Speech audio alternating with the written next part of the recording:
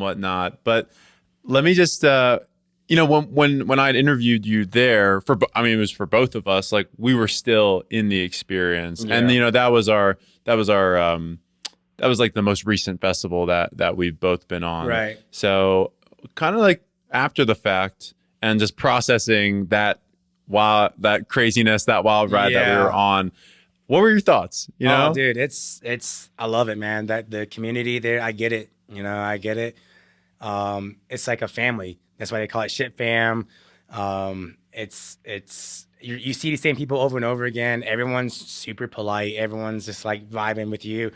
You're there for 5 days together on a boat, and you're mingling with DJ because they're on the boat with you. Like I got to eat dinner with Wax Motif, and like we were singing Backstreet Boys and stuff like that. And like at a like hibachi like spot where they cook in front of you, and like I was like sprouting all my favorite DJs and stuff like that. And sprouting, if people don't know, it's just like this little hair clip that I like to clip on people. It's like a little cute thing I like to put on people, like festival fun thing to have, like a gift, kind of help people remind, you know, continue to grow. And like, you know, it's a never ending thing to keep growing. New beginnings. Yeah.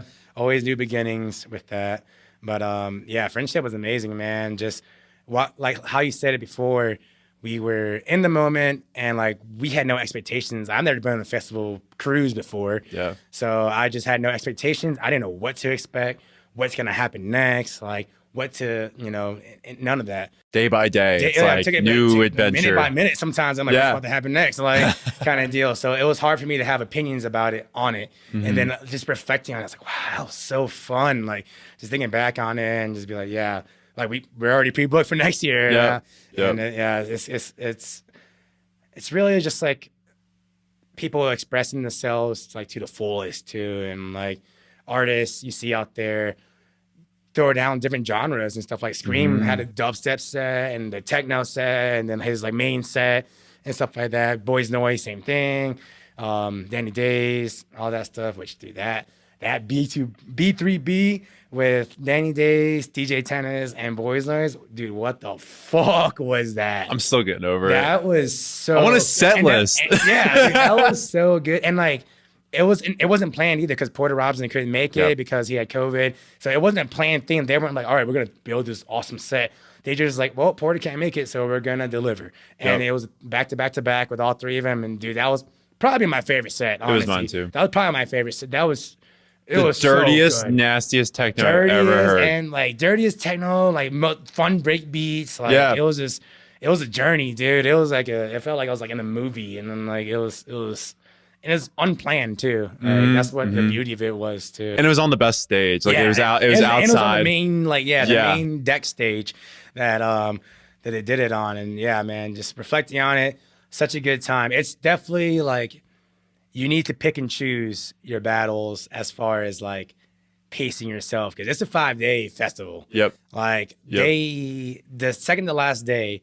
So on that Wednesday, I was struggling. Like I fell asleep. I didn't see it. I fell asleep at I was at the base stage for a while, seeing Up the Trees, and like I was falling asleep, not because the music was bad, just like I was just so tired. And like it was in a theater, so we were sitting down and I was just like nodding off, and I was like, dude, I might need to just call it. And I mean, like as much as I love all these DJs about to play, I was like, if I want to do this again tomorrow, I need to go get sleep. So I'm like pacing myself, and which is learning battle. Now I know for next year how to pick and choose my battles with that.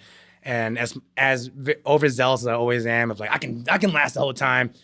I cannot. You got to pick and choose your battles, and like know when to sleep, because there's nonstop fire music the whole time. Like Scream. You just have to like come to grips with that. You know what I mean? Like they'll have pop up. They had a rolling cart stage, and like DJ Dr. Fresh and Scream and like other big name DJs were all night just like throwing down somewhere, like someone's room, going up and down the elevators. Yeah, in the elevator, dude, that shit was so fun.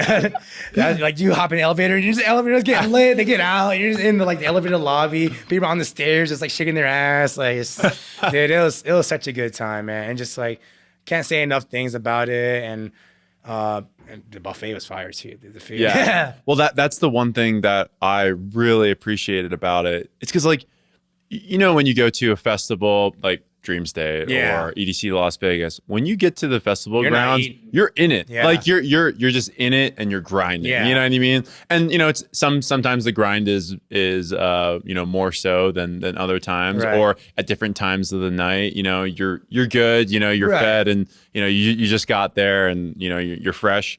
But then throughout the night, you're like, ah, man, it's hitting me. Yeah. But on the cruise, it's like your like main stage was, you know, level 12, and our room was level 9. Three. You can go to a room real quick and just like rest up. Or, Yeah. And then, you know, the buffet, buffet was 24/7. Sometimes they had fire food in certain times than others. Yeah. But no matter what, they had food. Yep. And like, so if you're just hungry, and they had some out in stages too. Like, remember, like there's a fruit stand. You're always getting fruit. And stuff like that. Yep.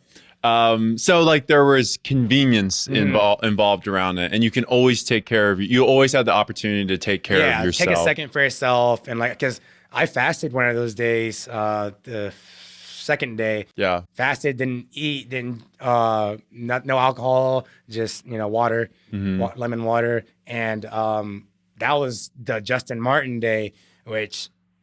With the Squirtle, that's when we were squatted up. Squirtle Squad, which is awesome, by the way. We all dressed up as Squirtle Squad from Pokemon, and Justin Martin was throwing the fuck down, and I was shuffling so hard, I was getting it, and I was fasted, and like towards later on in the night, I was like noticing I was like cramping a little bit. So I just went to the room, took some electrolytes, got my massage gun, hit it a little bit, went right back out and danced. So it was super nice, that convenience just to go to your room and do that, because at a regular festival, you can't do that. Yep. You're in there, It's not like you can bring, all that stuff with you inside the festival and like, just having to account for it, and like, exactly. Or just taking a second, like laying down for a second, like just go to your room, lay down in the bed, take like a 10-minute nap or however long you want to take, and go right back out and get to it. So party will always be there, dude, And, like the creature comforts were so close to the party that it was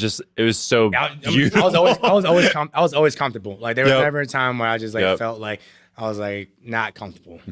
There was a handful of times, like you said, that I was just like pounding fruit, just like I look over, you got watermelon with watermelon in your mouth, just bringing watermelon to everyone. Like watermelon was just fire.